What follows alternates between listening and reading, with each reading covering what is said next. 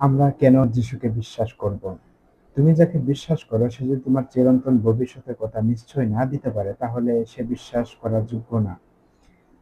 কিন্তু যীশু খ্রিস্ট বলেন, আমি পথ, সত্য ও জীবন। আমার মধ্য দিয়ে না গেলে কেউ পিতার কাছে যেতে পারে না। যোহন 14:14 লেখা আছে। যীশু আমার পাপের জন্য, তোমার পাপের জন্য মৃত্যুবরণ করেছেন। তিনি মৃত্যুকে জয় করেছেন। আজও তিনি জীবিত আছেন ও তোমার পাশে, আমার পাশে আছেন। তুমি একা নও। যীশু বলেন, যে আমার কাছে আসে তাকে আমি কখনোই ত্যাগ করি না। তাহলে যিশুকে বিশ্বাস করে, কারণ তিনি একমাত্র আমাদের মুক্তিদাতা। প্রভু যিশু, তিনি আমাদের পাপের ভার বহন করেছেন, আমাদের জন্য আমাদের পাপের মূল্য তিনি ক্রুশের উপর দিয়েছেন, এবং আমাদের জীবনের নিশ্চয়তা তিনি দিয়েছেন যে আমরা স্বর্গে যাব যদি আমরা তাকে বিশ্বাস করি। সেই নিশ্চয়তা তিনি দিয়েছেন। সবকিছু চেঞ্জ হলে যিশু কথা চেঞ্জ হবে না। Hallelujah, amen. তাই যিশুকে বিশ্বাস করুন।